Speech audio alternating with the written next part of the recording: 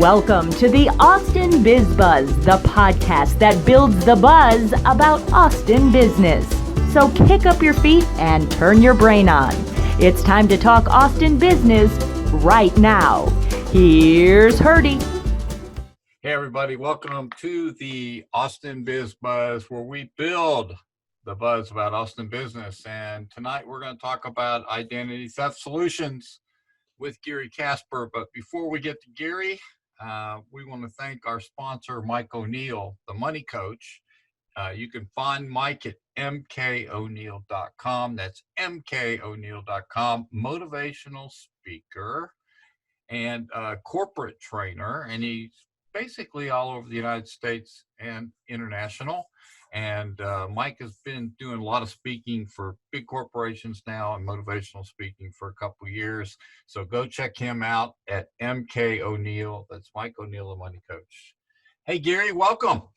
Hey, how you doing, Mr. Burke? Man, I'm glad to have you, brother. This is perfect timing for a guy with your expertise to talk about identity theft, since it's something that is so prevalent today. And as I've heard you say in the past, there's more to identity theft than just identity theft, right?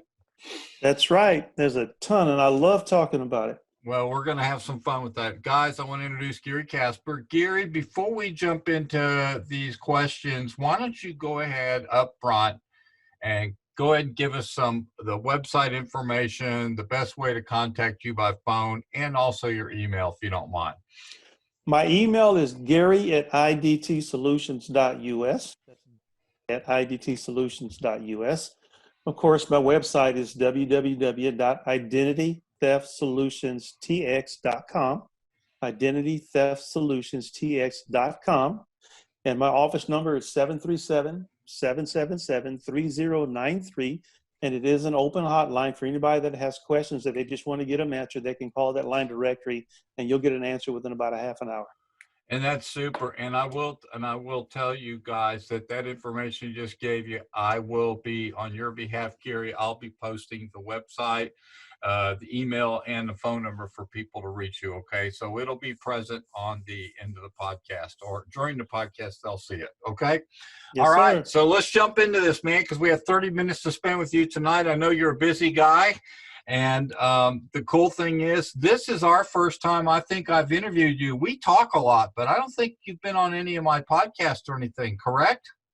Right, sir. This is the first time. So awesome. Well, it's about time. How's that? Hey, I'm not going to lie. I'm just here. You invited me, and I'm happy to be here. Man, I'm glad. So that's cool. All right. So how did you become an identity theft expert? What got you into this field?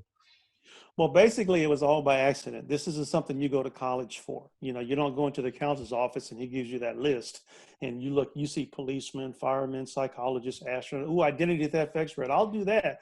No, I was actually in California. I was working. I was an HR director, and I went home one evening and I walked down to the mailbox. I got my mail, brought it back, sat down in my office at home, opened it up, and inside my mail was a little blue piece of paper that said there was a warrant for my arrest. So I'm like, who mails you a warrant? A recommendation that there's a warrant. So I took it, I threw it on the desk, it went off the desk and on the floor.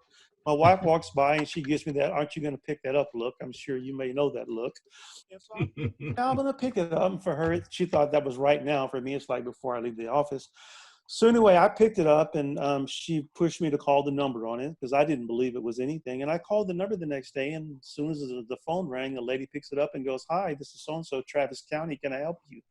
So after about 30 seconds of, regrouping myself, I tell her what's going on. And she goes, "Yes, there's a warrant out for your arrest from 1983 for bad check writing." Well, at the time I was in Europe playing professional basketball. Me, long story short, somebody had taken my identity, went and opened a bank account, wrote a bunch of bad checks. Of course, Back then it took 3 days, seconds like today. So, and it was 2008 when I found this out. So 1983, 2008, it had been around for a long time. Wow. So clearing that up is how I got started in this, because I had to clear it up. I had to pay it off. I literally from California back to Texas. My brother drove me down to the police station. They arrested me, processed me, put me in a holding cell. I had to post bail. I went in front of a judge. They gave me the opportunity to pay it off. I paid it off and thought that was the end of it. Got back to California, ran into the guy that actually sold me the services I use today. And he goes, well, did you use your service? And of course I go, what service? He goes, the one you're paying for. I'm like, I'm paying for a service that would have fixed this. So he looks at me and goes, I'm losing faith in you, buddy. And I'm like, yeah, So he called with me and we gave him the information and they put a private investigator on it. And in about 3 weeks, they investigated it. They found the guy that did it. They dropped the dismissed warrant. I got my money back. And I'm like, this is a lot easier. How come everybody Wow. doesn't know about this? And that's how I got started. And the more that I got into it, the more I realized that people just did not know what it really was. And so it pushed me to start Identity Theft Solutions and create an educational program as long as protect people. And that's how it started. And so, wow. And so going through something, I suppose, Gary, makes your passion a little bit more understandable when you're working with folks, because, you talk about this. I know you do a lot of public speaking and things about this too. So that's a good story. Now, honestly, I did not know that. I just thought you were in the business because it was a good line of business, but now it makes total sense. So there you go. All right. Cool. So exactly what is, I've heard you say this before, exactly what is identity theft and what does identity theft generally want? I guess that's what your question is, right? Basically, identity theft is when somebody steals your personal information, because identity theft it's not a money crime, which is where a lot of people make the mistake. They think that somebody has to steal money to be a victim of identity. Money has nothing to do with it. Identity theft is an informational crime. And there are 5 pieces of information that they steal. It's your name, your address, your date of birth, your credit score, and your social security number.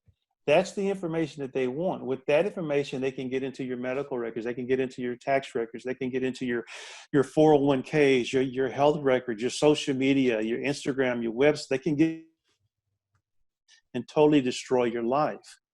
And people have trouble, acknowledging that because they've been taught for so long that it's a money crime.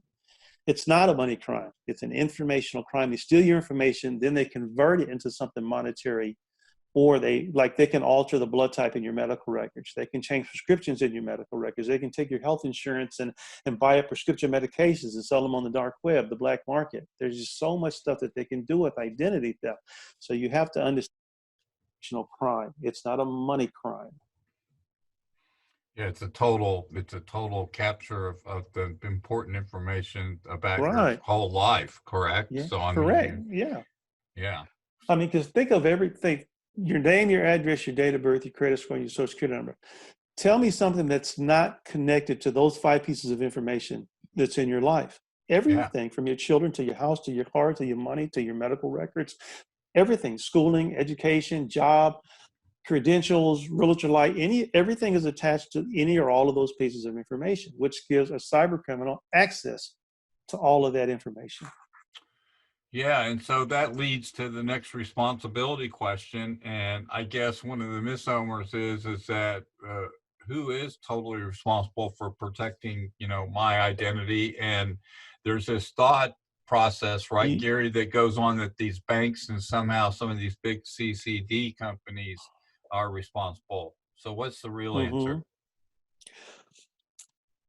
You're responsible to protect your own identity. There's not a company, association, organization, business that is held accountable to protect your identity. Now, if you go to the bank and give them some of your information, yes, they're responsible for protecting it. You go to the doctor's office, they have HIPAA. They're responsible for protecting that. But that's only in those locations where you do business. Your personal identity is your responsibility to protect because it's yours and nobody else's. So you have to put a service in place. You have to do things to protect your identity because it's.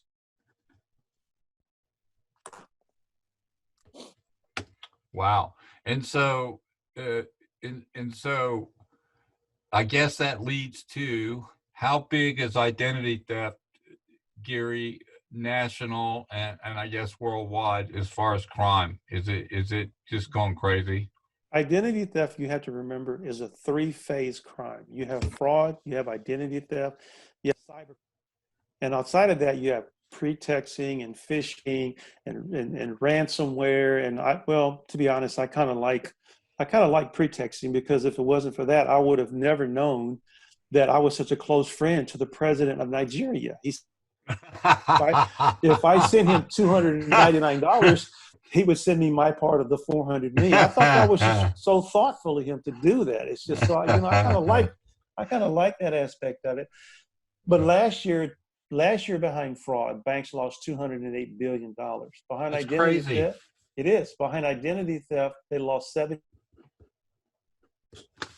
It's worldwide, and you have to look at identity theft because it's an industry.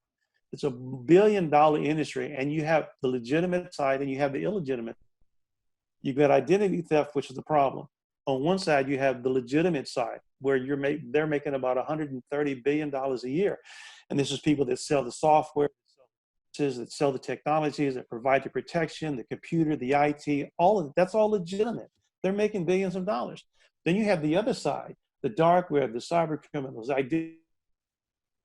they're making almost close to $18 billion a year. So do you think that either side wants this problem to get worse or get better? Good question. So the worse it gets, the more money they make. So one, that tells you that this problem is never going to go away. Think about it for a second. It's kind of sad, isn't it? It is. I mean, the only time you hear the government respond to it is when it's some big company like Equifax or Exactus or Marriott. Right. And they only respond because it's been made public. And then they do a little, and I'm sorry to say this, but they do a little, dog and pony show.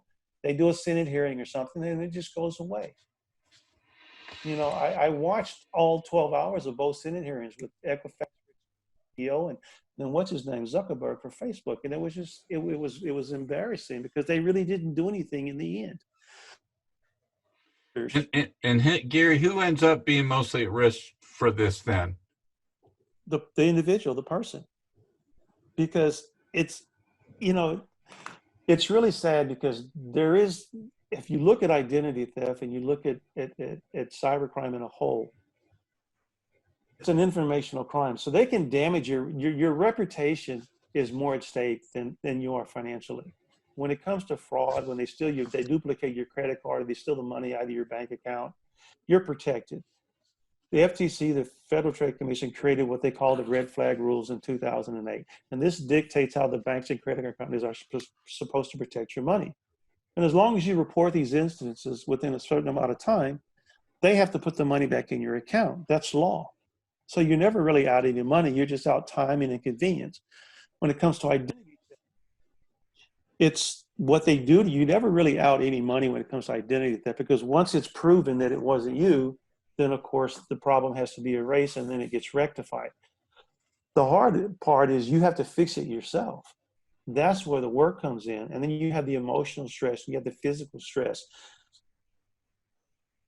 Businesses depend on them solely. Their integrity can be ruined, even if they didn't do it. It's kind of like the teacher in class who the student wants to go outside and the teacher won't let the student go outside. So the little kid goes home and complains that the teacher did something to the kid. Of course, then the parents go up to the school, the teacher gets suspended. They did an investigation. Teacher's cleared, but that cloud still hangs over the teacher's head, even though it didn't do it. Identity theft is the same way. Think what it could do to like a realtor, or an attorney, or small business owner. Well, let's just go to the next stage. So what is the risk to the small business? It's huge, right? The average cost of just one incident is $177,000. Holy smokes. And 62% of all small businesses closed within 6 months of just one incident. And last year, small businesses were attacked, increased about 250% was increase in small business attacks. And they attack small businesses because they don't have the financial capabilities most of the time to protect their databases the way that they should. And when you're a small business and you get hit, not only do you have to offer something for the people that could have been affected, but if you have customers, then as well. Right. So like when the OPM got hacked. The Office of People's Management, the governors got hacked. They spent $134 million on just identity theft services just to protect the people that could have been breached. $134 million. Most people, when they do a P&L, Herdy, Yeah. they don't budget that into their P&L. Wow. They don't budget it in there. So it's very damaging, and you have to be aware of it because it can destroy you. I hate to use that word, but it can. I've got people that I can't talk about, that their lives have just been completely ruined. And then you have the emotional and the physical aspect of it. Yeah, it's hard enough just to live in the world, much less have your identity swiped, right, and ruining Yeah. your life. So I get that. So I know you've been doing this for a long time, and this is a good stopping point for us to say, what does an identity theft service really do, and is it worth the investment, Gary? And how do you help folks with that? The first thing everybody has to accept is that you cannot stop identity theft. It's going to happen. The numbers show that it's going to happen. When identity theft first, number of people that were hacked every year, it affected 17.6 million. It affected 102 million people. Well, now they don't count people anymore. They count pieces of information. Like last year, between January 1st and September, they stole 7.9 billion pieces of data. 7.9 billion pieces of data. Unbelievable. There's only 287 million adults in the United States. Yeah. 385 million total. There's only 7.7 billion people in the United States. And they got 7.9. That's what's recorded. That's not all of it. That's just what's recorded. So identity theft it's huge, and it affects everybody, and people have to be careful. Identity theft services, they're worth their weight in gold. They're very inexpensive currently, but if you get the right service and you know what you're looking for, a huge service. When you look at a theft company, and there's about 135 actual identity theft companies. There's only about 5 that are solid that I would recommend. Me, of course, being number one. But there's of course, and I want you to, right? There's some others out there that are good. I'm the only. I am actually the only field agent in identity theft. I'm the only one that comes to your house, comes out and sit and talks with you, shares information, educates you. Everybody else wants you to go to their service online, sign up, read their generic stuff, and that's it. I explain everything to you because I firmly believe that you need to be educated as to why you need the service and how it works before you purchase the service. And that's make sure that you understand it. An identity theft service does 3 things. They monitor, they alert, and then they should fully restore. Monitor means they monitor everything that's attached to those 5 pieces of information. Everything. We monitor court records, public records, address records, 401 health, your health insurances, your mother's maiden name, your passport, your driver's license, your social media, your landlines, your websites, everything that's attached to those we monitor. Then once there's an alert, it's sent to you. You receive an alert, you look at it, and you go, yes, that's me, or no, it's not. Well, if it's not you, then you push a button on our mobile app and it goes to our service. An advisor answers the phone, you explain the situation, and then what they do is they connect you with what should be a licensed private investigator who's licensed in this industry to take care of your problem. Then you should receive what they call full service restoration, which basically means this investigator takes your case after you give him the information for you and solves it for you so you can go on about your day. If you try to handle it yourself, the average person, according to the Phenomenon Institute and the FTC, is going to take 6 months and 200 hours to resolve one case. Right. And I say work hours because the only time you can contact the people that you need to talk to is while you're at work. Average lunch break is 30 minutes. What can you do in 30 minutes? You can't get through the DMV office in 30 minutes or the Social Security office in 30 minutes. So an identity theft service, one, you need to treat it like everything else. You need to do your research. Research the companies. If you don't, call me. I will tell you if you have a good one or a bad one. Because the sad thing right now, Herdy, is that Everybody's selling them. I went and bought a car at Covert Ford. They had an identity theft service they were selling. You can get them at Home Depot, Costco's, all you can get them everywhere. Yep. So you have to, and just because you're called an identity theft service doesn't mean it's an identity theft service. It doesn't, because I've seen the ones that are offered in homeowners policies. They don't work. There's some homeowner policies, and I'm going to say who it is. They'll actually tell you this is not a full service identity theft service. They'll tell you Right. in the policy, they'll tell you that it's not. So you have to be careful. But if you get the right service and it does its job, it's worth its weight in gold. And it's one worry that you don't have to worry about. I think, Gary, I think that this is valuable information that you'll work with particular clients one-to-one. You'll sit down and explain to them the investment and your service, which is awesome, and what's going to need to be done on their end to make sure they're set up correctly with the service, which is real important. I imagine listing all your credit card accounts, everything that's listed, it's connected to your life, right? Yeah. And so this is a great time to go, before we finish up a few more questions, this would be a great time again to repeat your contact information. Can you go through your website, phone, and email again for us? Sure. The office phone, which is a hotline phone, if you have a question, you can call, and I check it every 30 minutes, believe it or not, is 737-777-3093. My email is gary@idtsolutions.us. And then my website, where you can go and read up and research and even do whatever you need to do with me, sign up for a free consultation, is www.identitytheftsolutionsTX.com.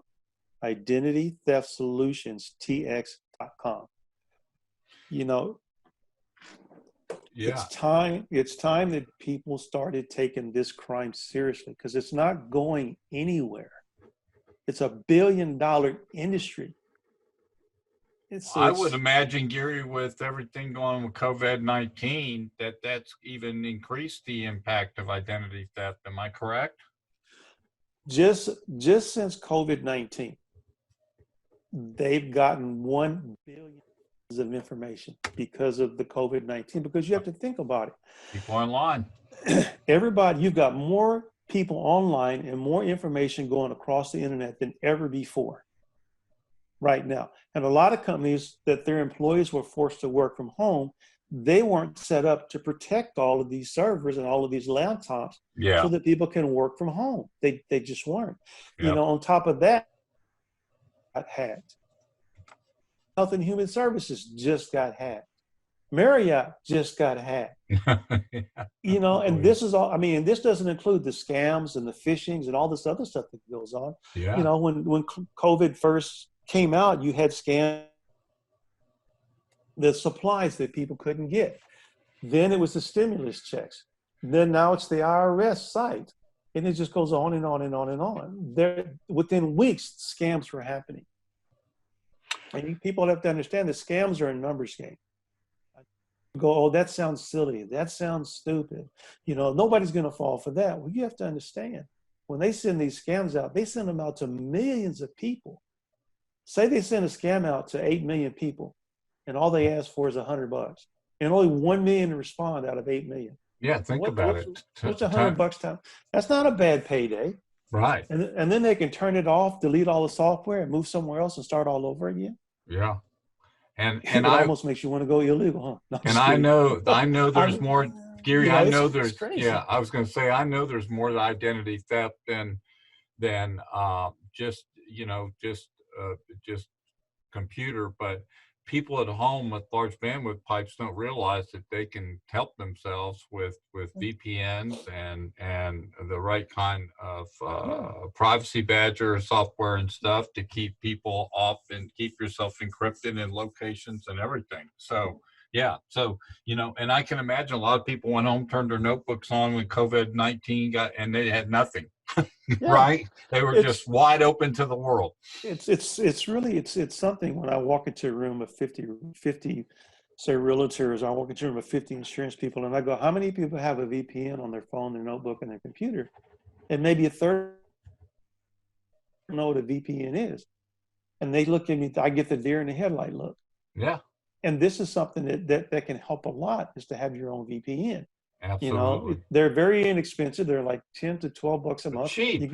You can put them on up to 5 or 6 pieces of equipment Mm-hmm. per number, and they're so valuable. But people, you know, they just it's unfortunate, but people don't take this serious until it happens, and once it happens, it's too late. You've got thousands of dark webs out there, and these guys don't even try to hide. Yeah. Thousands of dark. Yep, you're right. And the dark web, which is cybercrime, this is basically Wall Street of identity. That this is where your information is bought and sold. Did you know that people walk around the airport looking for boarding passes because people's names, addresses, and sometimes their age is on those barcodes, on those pass of those Mm-hmm. seating things, those Yeah. boarding passes? It's like people just don't understand. That's what they want. And until people start taking it seriously, there's going to be a lot of people that are going to lose a lot, because what I've learned is cyber criminals, they don't discriminate. They don't care whether you're young or old, rich or poor, working, not working, Right. healthy, sick, human, alien. They don't care. You know, they just want your information so they can use it. Yeah. So, Now, another thing, Gary, that's not in your questions you ask, and I think it's important, is once we get through this and we're back working and around people, you also love to go and speak to groups and organizations about this subject, correct? yes, I speak for free. I have all different kind of classes. I have classes for employees to teach them what identity theft is and why they should have a service. I have another seminar where I can teach the upper management and CEOs about the relationship with their employees, because a lot of times understand identity theft, because unfortunately companies will employees based on price, not functionality. So they really don't know what they're getting. It just sounded good at the moment and they wanted something to offer. So they need to be educated what employees go through. You know, you can't just treat it like another problem, because it's not just going to go away. Right. I do seminars for organizations. I have workshops for associations. I spoke at Small Business Week here in Austin. The book, Identity Theft, The Road to Recovery. You can find it on Amazon and Kindle. So my focus is educating, Herdy. I want to teach and how it works. I think you're great at the education part. And could you repeat the book again and where it's at? And could you send me a link to that also from Amazon so I can post that for them on this podcast? Can you do that? Sure. And Mr. Burke, I will give you a copy. I have a copy right here with your name on it. So well, you're awesome. Thank you. I will give you a copy. The name of the book is Identity Theft: The Road to Recovery. It's authored by myself, Gary Kasper, identity theft expert, and expert financial advisor, Jeff Keeple. Good. And Right. we authored the book together. He was a great support in that. Super. And the book it shows you exactly what you're going to go through, what you have to do you can go to Amazon and purchase the book. You can go to Kindle and purchase the Kindle part of the book, or you can email me and buy it straight from me if you want. Well, Gary, thank you. This has been really enlightening on the podcast tonight, and I will say this: we want to thank our listeners on the Austin Biz Buzz, where we help build the buzz about Austin business. But we love to cover important subjects, especially identity theft, which is Gary's been around a long time. I bump into him all the time. We're in a lot of network groups together.